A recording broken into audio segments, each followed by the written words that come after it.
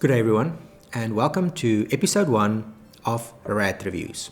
My name is Rieghard and I'm a photographer. I've been a professional full-time photographer for the last 12 years, and my professional photography career dates back to about 2005 when we photographed our first wedding. And before that, I've always had a massively keen interest in photography and videography, with, if I recall correctly, my first wedding I ever filmed being in 1993. I was still a student at the day, and I used my dad's old Panasonic VHS-C camcorder to record that wedding.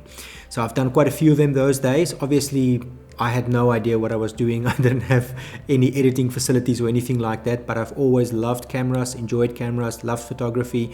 And like I say, for the last 12 years, it's been my full-time career.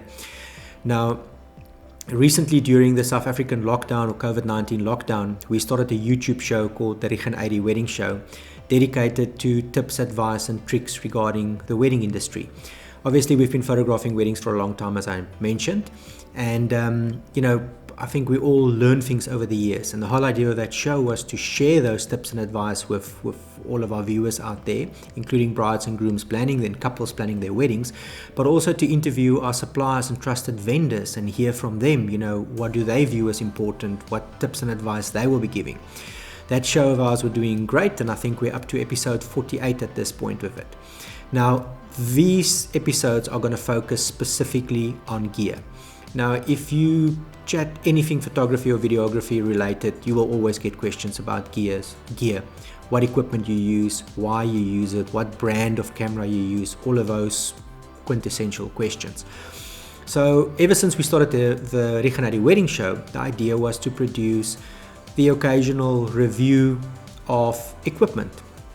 And I think there are brilliant shows out there that go into extreme detail in terms of different equipment, cameras, lenses, accessories, all those sort of things, and they almost drill down to the technical pixel peeping detail. For me, it's going to be more about what equipment we use, why we use it, what we like, what we don't like, and if we can change or ask for something else in a future version, what that would be. So obviously during the lockdown I had a little bit of extra time, and one morning I unpacked all of my gear and took a quintessential gear spread photo, which I always wanted to do. And I thought I'll use that photo as a guide to the different equipment we use, or a roadmap. Let's rather call it a roadmap to what equipment we use and then why we use it. There's one piece of equipment that's not on that image, and that is this, the Hollyland Mars X. Now, I thought this would be a great device to review first, and you may ask why. So a few months ago, I was busy researching equipment for live streaming. Obviously, live streaming has become a lot more popular nowadays, especially with the lockdown right around the world.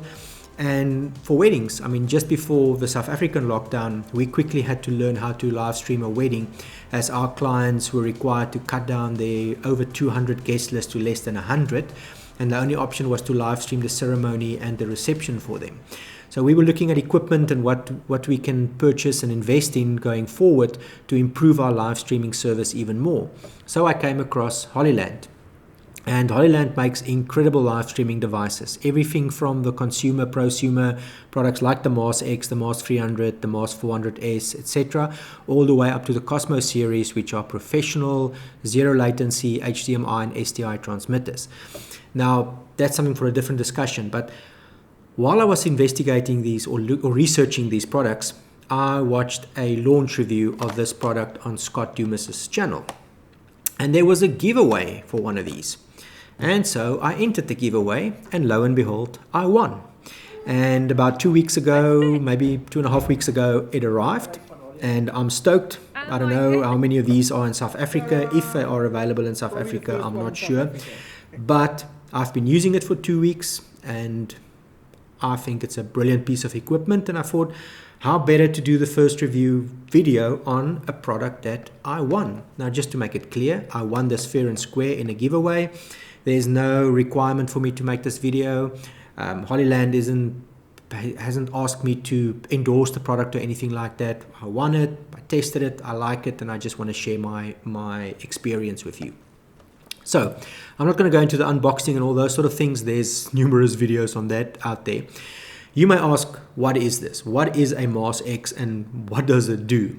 Now, quite simply, it's an HDMI transmitter that sits on top of your camera, plugs into your camera's HDMI port, and it creates its own Wi-Fi network, and it allows you to transmit that HDMI signal from your camera to up to 3 devices. And those can be 3 iOS devices or Android devices or a combination of the two. Now that's quite an interesting point. So if you are running a small production company and you have a client and maybe the creative director on set and they all want to see what you're recording, they're either going to peek over your shoulder all the time, or they constantly are going to ask that you show them replays, or you're going to end up running a lengthy HDMI cable from your camera all the way back to some monitor and set them up that way to view what you are doing. This device makes it very easy because you can simply get those people to install the HollyView app on their device the day before, arrive on set, you switch on your Mars X by one long press of the power and channel button, it powers up, you plug it in, and it transmits its Wi-Fi. You connect to the Wi-Fi network, open the HollyView app, and off you go, you can view. The app has got numerous other features like false color and zebras and focus assist and all those sort of things. I haven't even dug into it because it's not really how I use this device, and I'll get to that a little bit later. But from that point of view, it's a very simple and I believe cost-effective way of showing other people what you're recording. Now, personally for us, doing a YouTube show where it's only me and my wife, we're the camera crew, we're the presenters, we're the interviewers, we're everything, it's great to have the ability to, like now, on my iPad, watch what's happening. And I've specifically set my camera so that the HDMI feed contains the overlay. So that helps me to see that I'm recording. It helps me to see the histogram. It helps me to see the framing, the focus, all those sort of things. And I know what you're going to say. Yes, you can do this with your Sony or Canon or Panasonic camera, especially if it's quite a recent generation or model. But we use Sony, and the Sony, it's got a new name now, Imaging Edge software that they supply works, but I find it sometimes clumsy to connect to, and if you switch off your device or lock your device and unlock it, you often have to reconnect to the connection, where in the 2 weeks of using the Mars X, once it's connected, it just works, and it's extremely simple to set up, and I think that for me is the beauty of a product. That's why I'm using it every single time we shoot. Whereas the live view or the live transmission function of my camera via Wi-Fi was used very, very rarely. So from that point of view, it's an absolute brilliant device. There's another use. If you're a drone pilot and you've got a Phantom 4, one of these that either have an HDMI port or have the option to have an HDMI port installed, this is a great way of transmitting your feed to up to 3 devices so people can monitor, or the client can see what you're actually filming for them. And I think all the drone pilots out there will agree there's nothing as horrible as having a client or someone constantly peek over your shoulder to see what you're doing. Now, obviously, if you're running a fancy setup like an Inspire or Matrice where you've got multiple controllers and things like that, it's a whole different ballgame. But on the smaller drones, it's an easy way for a client to see what you are doing. So yeah, so from that point of view, it's a simple product that does what it's designed to do very well. And I think that's why I like it. It's easy to set up, easy to use. It's built very, very ruggedly. The aerials are integrated into the unit. The battery is also integrated, which can be a plus or a minus. I've tested the battery, and the longest I got was 1 hour and 22 minutes and 30 seconds before I lost the transmission. Hollyland claims an hour, so that's a nice upside. The device has also got a fairly low latency. Hollyland claims, if I'm correct, something like 0.07 seconds. But by testing it and connecting it to my iPad and then, or actually connecting it to my iPhone and recording the stopwatch on my iPad, I was getting between 0.2 and 0.3 seconds of latency, which if you're filming at 24 frames per second, roughly translate to 6 to 8 frames. So it's a fairly small latency, and I think for this sort of purpose, I almost want to say it's a no-brainer. So basically, if you're a small production setup and you have the requirement to have your clients or someone else, or if you monitor what you're recording, or if you record your own YouTube show and you want to see what you're doing, but you want to do it in an easy way. I mean, we've got a small HDMI monitor as well, but if I place that small HDMI monitor on top of my camera, it's fairly small and you can very quickly miss, if you're not sitting in the right position or things like that. So this just makes it easy, and I think that's the key for me about this product. It's simple, as I said beforehand, and it works.